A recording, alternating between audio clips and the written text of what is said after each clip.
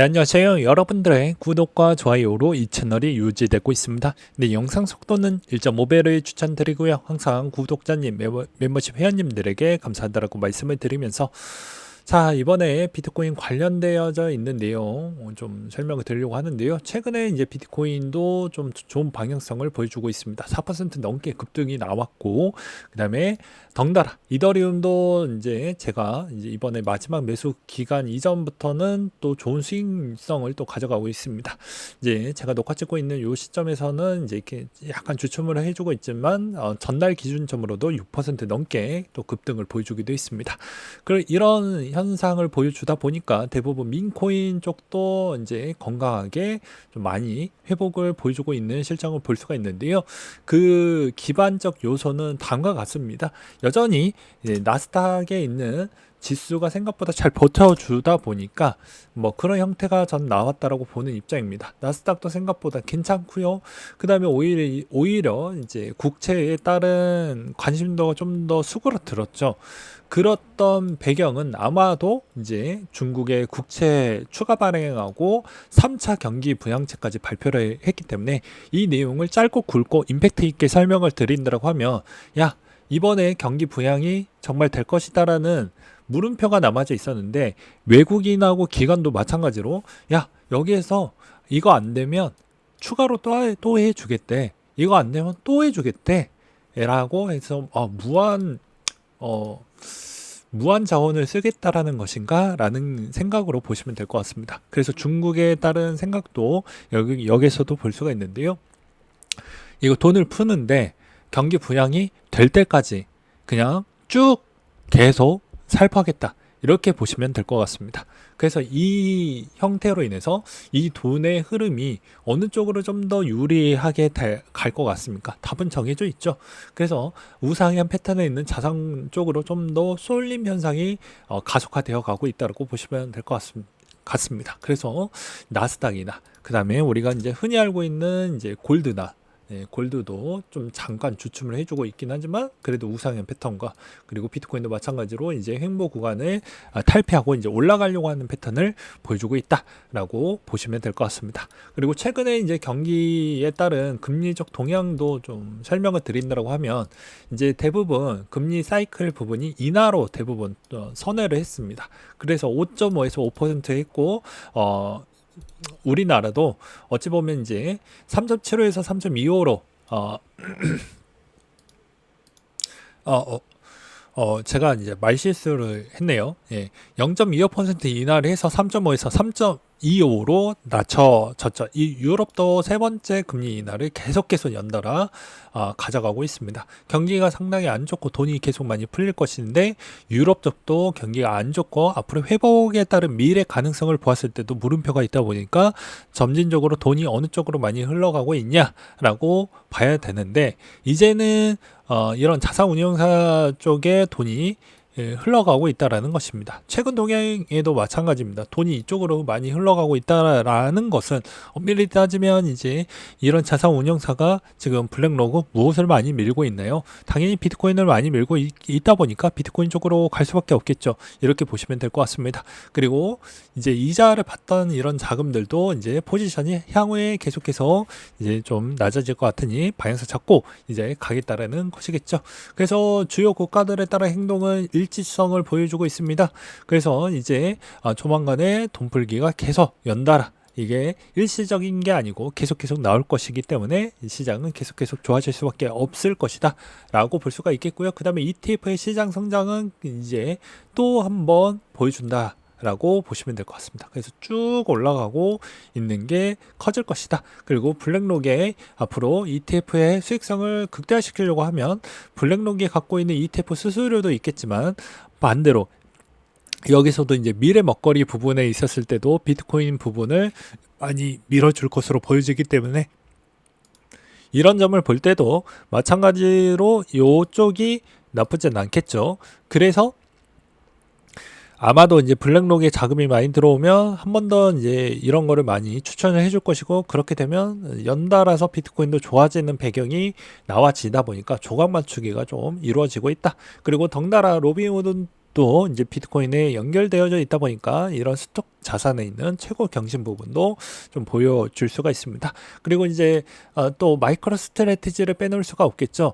네, 마이크로 스트래티지는 비트코인 보유 1위 기업입니다. 그렇다 보니까는 그만큼 또 주가도 많이 올라갔고 조정을 좀 주고 갈 줄 알았는데 최근에도 이제 조정이 별로 크게 나오지 않으면서도 더 많이 올라가려고 하는 그런 모습을 볼 수 있는데, 이제 제가 보기에는 어느 정도 조정이 저는 있을 것이기 때문에 요거는 빼고 이제 BITU나 뭐 이런 쪽으로 좀 보면서 그 수익 부분은 요걸로 커버를 치는 형태로 가는 게 맞지 않을까 싶습니다. 그래서 개별 종목이 너무 많이 올라왔기 때문에 이런 거를 좀 보시길 바라겠고요.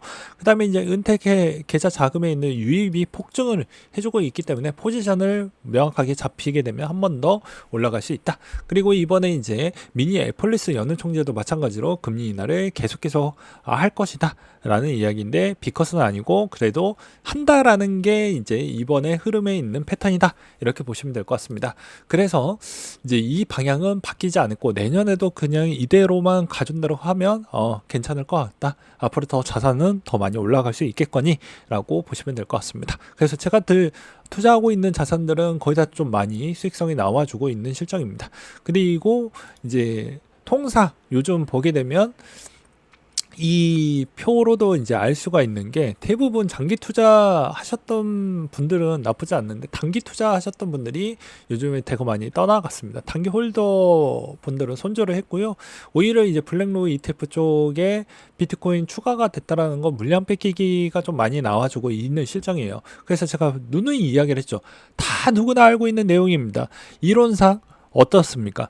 다 누구나 그럴듯하게 비아냥거리고 남 비판하기 바쁘지만 정작 나를 제어할 줄 알아야 되고요.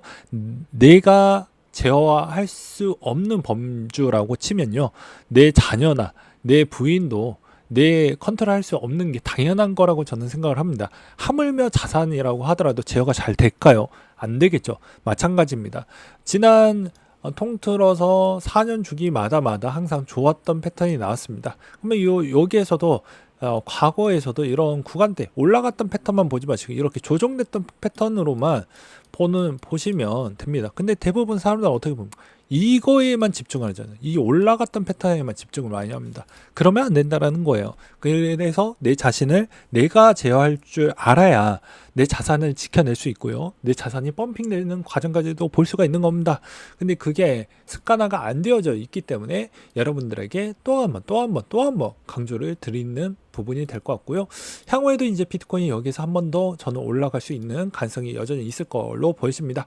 왜냐하면 운영사가 이제부터 계속 적치된 금액이 계속 쌓이게 되면 당장 비트코인에 미치는 영향이 있는 상승 흐름은 좀 제한될 수 있지만, 그게 이제 한 6개월 뒤나 요 정도가 쌓이게 되면 반성이 더 좋게 나올 수가 있겠죠. 그래서 그때까지는 인내 또 이겨내고 내가 어깨뽕을 좀 운동을 해서 어깨뽕을 좀 가져가 보고 싶다라고 하면 6개월 동안 꾸준하게 헬스장을 갔던 사람과 그렇지 않고 하루 이틀 깨작깨작하고 중간마다 결석하고 안 가면 그게 나만의 욕심이 될 것인지 현실성 있게 내가 어깨뽕을 가져갈 것인지는 여기에서도 차이가 난다라고 볼 수가 있습니다. 그러니까 자산을 만약에 내가 여기서 어느 정도 목표 수익률을 좀 가져가려고 한다라고 하면 최대한 그것에 수반하는 최소한에 있는 조건 부분을 미션을 달성을 시켜야 그거에 상응하는 보상이 따라와진다라는 걸 돌려서 말씀을 드렸다라고 볼 수가 있게 되겠고요. 그리고 이제 최근에도 이제 민코인 애들이 좀 많이 올라오고 있으니까 저는 계속 말씀을 드릴 수가 있겠습니다. 가는 놈만 간다라는 걸 절대 잊으시면 안 됩니다. 그러니까 과거에 페페 조정 많이 나왔고, 그 다음에 우리가 알고 있는 뭐 토보, 보베 뭐 요런 애들은 이제 일시적 민코인이니까 뭐 관심 있으신 분들은 하고, 뭐 에테나나 그다음에 우리가 이제 흔히 알고 있는 뭐 그런 애들 있잖아요. 뭐 아크엠이나 그 다음에 나머지 좀 이름 있는 뭐 솔라나나 뭐 요런 쪽, 뭐 BNB나 요런 거 좀 관심이 있으시면 그런 쪽으로 집중을 해서 가져가 보는 전략이 나쁘지 않습니다. 그리고 이제 빗썸은 아마도 미국 상장 부분이 목표도 좀 갖고 있기 때문에 계속해서 우리에게 뭔가에 따른 좋은 부분이 나올 것으로 보여지고요. 마지막으로 제가 드리고 싶은 건 그러면 오래된 코인은 어떻게 해야 될까요? 미친 듯이 이야기했습니다. 평균 단가 추이가 자 평균 1년의 단가 추이가 어땠습니까? 네, 어땠나요? 30만 원 선이라고 했으면 30만 원 초반대에서 긁어 나오면 절대 손해 보는 일 없다라고 이야기를 했죠. 그럼 어느 정도 올라가면 여기 때까지를 기다리는 게 아니라고 했어요. 구코인 애들은 대부분 어느 정도 수익 나면 또 정리를 하고 다시 내려갈 때 또 잡아놨고 묵혀놨다가 그때 가서 정리하는 형태로 가져가 보면 나쁘지 않는다라는 거 이야기를 끝으로 이상으로 마치도록 하겠습니다. 여러분들은 다시 한번 말씀을 드리지만 경험이 없다 보니까 우상향에 있는 자산에 따른 믿음이 안 계시겠지만 이런 경험발로 이야기를 하면 우상향 자산은 절대 배신하지 않는다 라는 걸 다시 한번 말씀을 드릴 수가 있을 것 같습니다. 그래서 그 흔히 보면 비트코인하고 이더리움하고 나머지 알트코인들에 따른 차이점은 여기에서 발생을 한다.